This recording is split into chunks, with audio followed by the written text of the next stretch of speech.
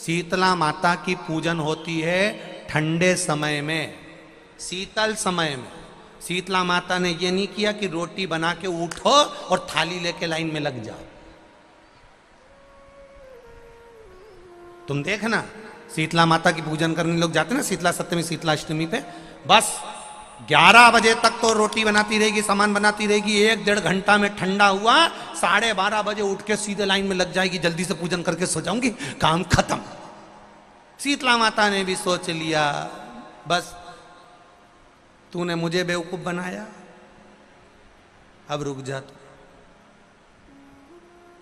11 बजे तक भोजन बनाया, 10 बजे तक भोजन बनाया, 1 बजे रात को लाइन में लग गई पूजन करने के लिए। 1 बजे रात को न जाने किसने पहला दी कि 1 बजे रात को लग जाओ लाइन में, सुबह तक पूजन करके अपने घर आ जाओ, फिर आराम से आके सो जाओ। अब इतनी जल्दी क्या है भगवान के पूजन की? माँ की पूजन करने जा रहे हो, माता से लाड़ लड़ाने जा रहे हो, अपनी माता से अपने दिल की बात कहने के लिए जा रहे हो, अपने स्नेह की बात कहने के लिए जा रहे हो, तो धीरे धीरे प्रेमवश आनंद से माता की आराधना शीतल समय में, ठंडे समय में। ठंडे समय का मतलब है भीतर से ठंडे होकर, अपने भीतर से ठंडे होकर। अब अपने भीतर तो ठंडा ही है ही नहीं ना, जल्दी जल्दी चलो, और आधी बहुत पतली खुशी है, और चलो गई, और ये कितना बड़ा कपड़ा थाली पे ढाक ढुका के लाइन में खड़ी है शीतला माता। शीतला माता या हाथ में लोटा या हाथ में थाली, और इतनी देर में पड़ोसन निकल के बाजू में से जा रही थी और लोटा थोड़ा सा ढुल गया। अब यहाँ शीतला माता की पूजन करनी आई और ये हो गई चंद्र घंटा। लोटा जरा सा ही पानी का झलका, देख के नहीं चल सकती।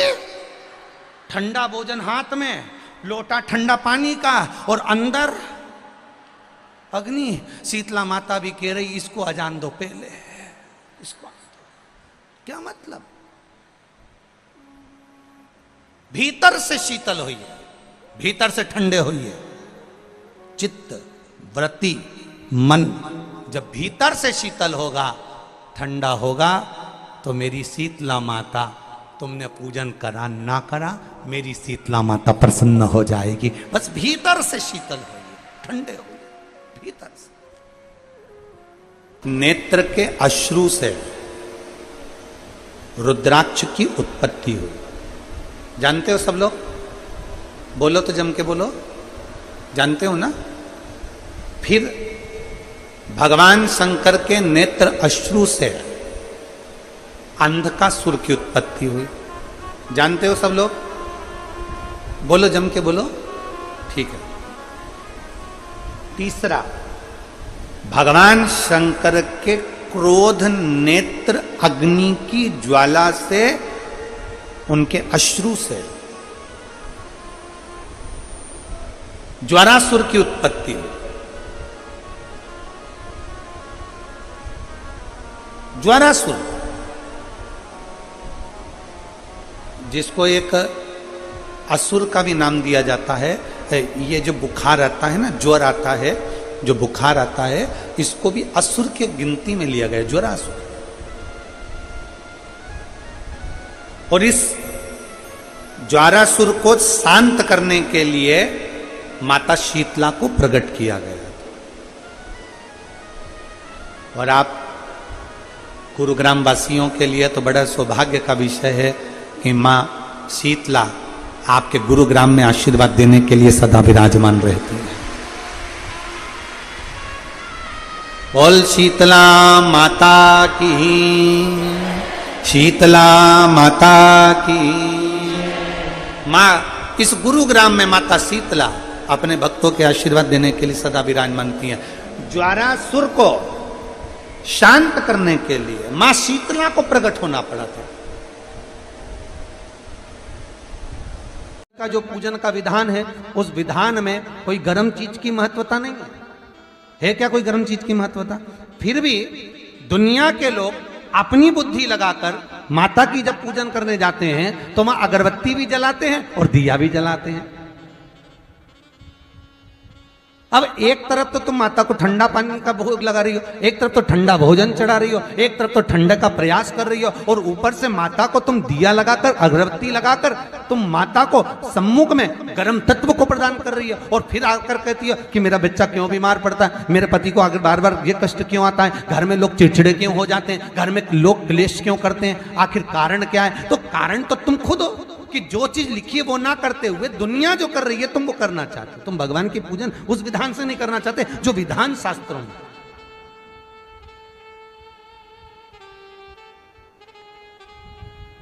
जो शास्त्रार्थ विधान कहता है।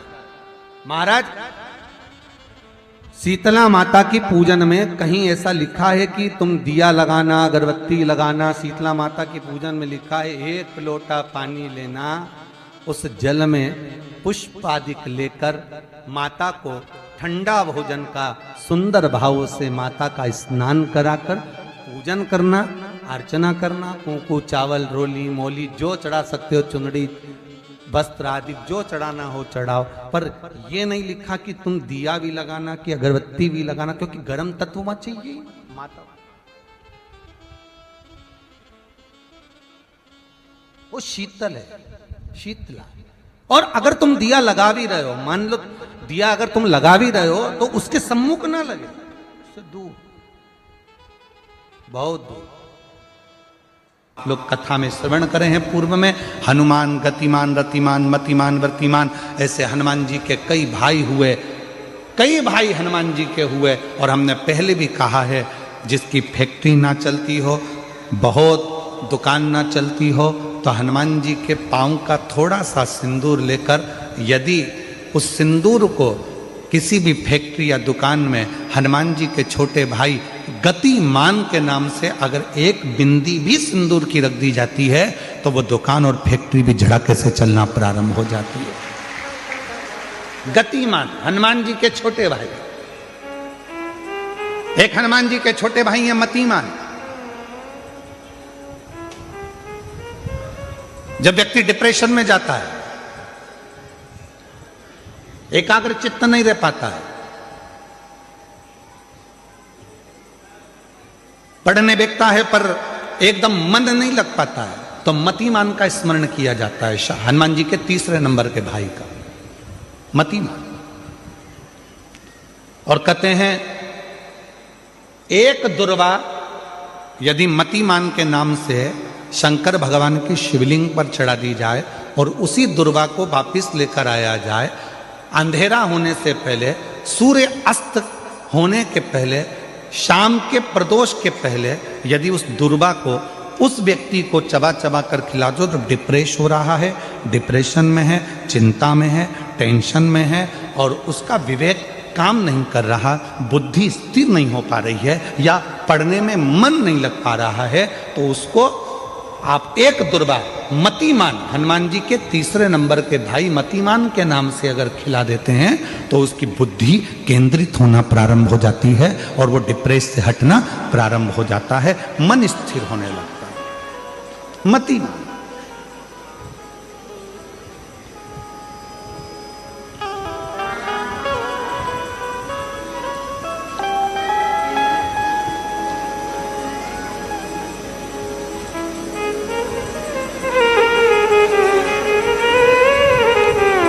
और एक नाम आता है व्रतिमान। इसका प्रैक्टिकल तुम अभी यहीं से कर लेना, ठीक है? चलते चलते मालूम पड़े तुम्हारी पार्किंग यहां से आधा किलोमीटर दूर है, ठीक है?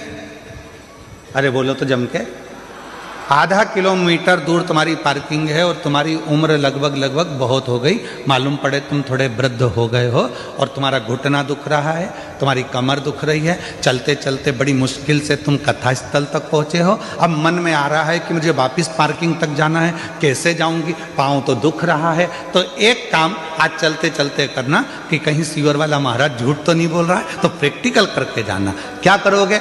यहाँ से जाते समय आप जब जा रहे हो और आपके शरीर का कोई अंग जब दुख रहा है, तो श्री शिवाय नमस्तुभ्यम कहकर श्री व्रतिमान हनुमान का स्मरण कर। किसका स्मरण करना है? जम के बोलो, व्रतिमान हनुमान। वृत्तिमान हनुमान का स्मरण करके कहीं पर भी बैठकर अपने पांव की छोटी वाली जो उंगली है उसको जम के दबाना और दबाने के बाद चल देना। जिस जगह पर भी दर्द हो रहा होगा मेरा बाबा आपको मंजिल तक पहुंचाएगा, दर्द होने नहीं देगा। कल नहीं करना, प्रैक्टिकल आज ही करना। काल करे सो आज कर।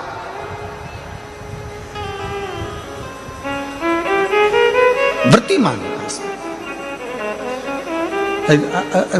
आज करेंगे गुरुजी, 3 महीने में फर्क दिखेगा। तुम तो आज की आज का बताओ ना कि आज की आज में फल कैसे मिले। तुम बिल्कुल तैयारी में बैठो। जाते जाते वृत्तिमान हनुमान भगवान श्री शिवाय नमस्तुभ्यम का स्मरण कर कर एक ऊर्जा के साथ, ताजगी के साथ चलते जाओ। शिव थोड़ा बहुत नहीं देते, मेरे भगवान देते हैं छप्पर फाड़ कर। बेल पत्र के पत्र को तोड़ने से पहले एक नियम है कि बेल पत्र के पत्र को वृक्ष से जब तोड़ा जाता है तो सबसे पहले उसको मंत्र दिया जाता है। क्या कहा जाता है? ओम नमः शिवाय। बेल पत्र के पत्र को पेड़ पे से जब तोड़ा जाता है तो ओम नमः शिवाय का नाद किया जाता है। और बेलपत्र के पत्र में, इसमें तो वो नहीं है गूठी, बेलपत्र का जब पत्ता टूटता है तो यहाँ एक गूठी आ जाती है। देखा है आप लोगों ने? जम के तो बोलो, देखा है? तो बेलपत्र के पत्र में जो गूठी होती है उसको भी जब तोड़ा जाता है, उस गूठी को जब अलग किया जाता है तब भी शिव मंत्र उसको दिया जाता है। ओम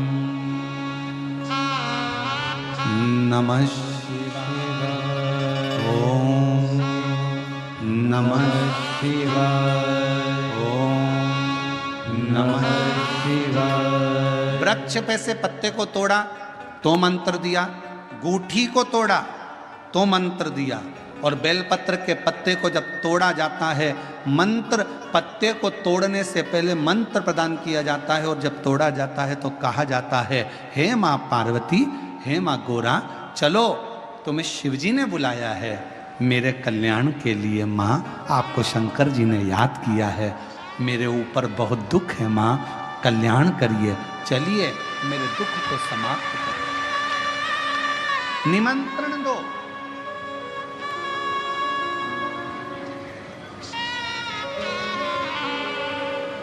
पहले नंबर पर क्या देना है?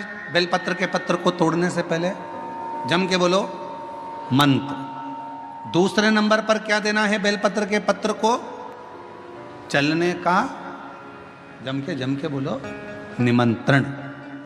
मां पार्वती जी से कहो, हे मां गोरा, हे मां पार्वती, हे मां चलिए आपको शिव जी ने याद किया है। मां, हे मां पार्वती, हे मां गोरा, मेरे कल्याण के लिए, मेरे दुख को दूर करने के लिए, मेरी तकलीफ़ों को हरने के लिए, हे माँ गोरा, मेरे कष्ट को समाप्त करने के लिए, माँ गोरा, मेरा भंडार भरने के लिए आपको शिव जी ने याद किया है, निमंत्रण दो।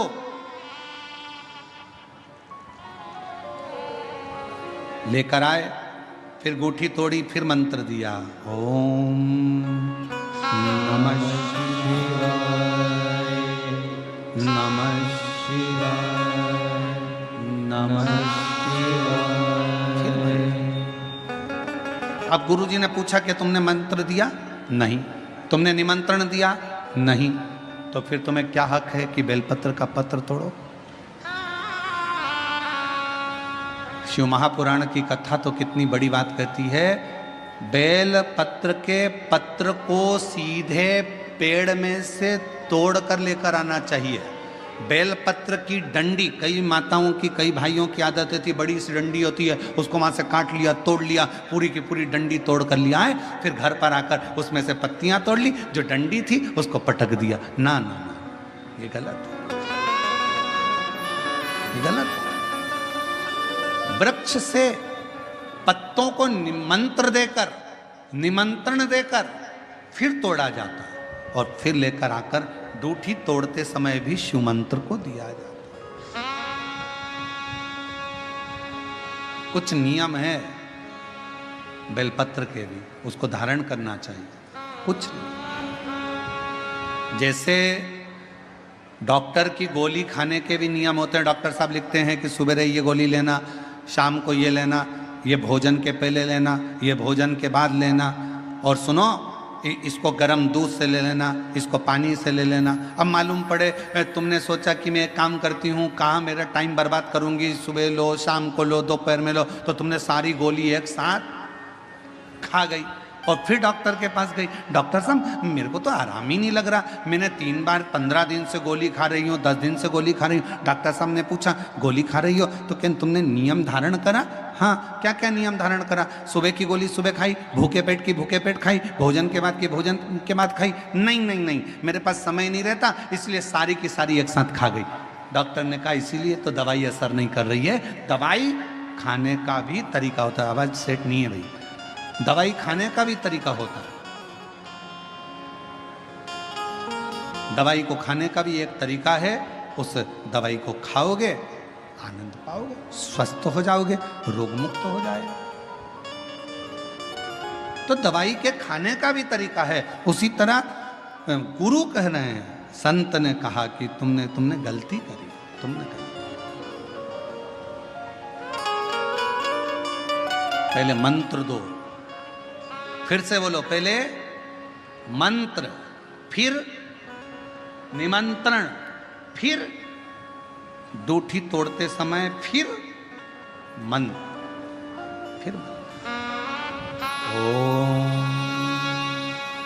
नमः शिवाय, ओम नमः शिवाय, ओम नमः शिवाय। फिर मंत्र के बाद निमंत्रण दो। माँ पा, हे माँ गौरा, साथ में बोलो, हे माँ गौरा, हे माँ पार्वती, चलिए आपको देव अधिदेव महादेव बुला रहे हैं, मेरे दुख को काटने के लिए, कष्ट को मिटाने के लिए, तकलीफों को मिटाने के लिए। माँ आपको शिव ने याद किया है। पत्र लेकर फिर शिव के पास चले। लाखों के दुखड़े जो तू हर गया डमरू वाले, मेरे दुखड़ों को देख कर क्यों डर गया डमरू वाले। चलो माँ, क्या तुमने निमंत्रण दिया? नहीं। क्या तुमने मंत्र दिया? नहीं। तब संत को क्रोध आया। संत ने कहा बेटा ऐ शिवानंद, ऐसे कभी बेलपत्र को लेकर मत आना, ऐसे कभी बेलपत्र को लेकर मत आना, ऐसे कभी बेलपत्र। ठीक है प्रभु, गलती हो गई, क्षमा करिएगा। आप जब कृपा करेंगे, जब दया करेंगे, जब मेरा बाबा करुणा करेगा, दया करेगा, तब मैं फिर पुनः बेलपत्र को लेकर फिर पुनः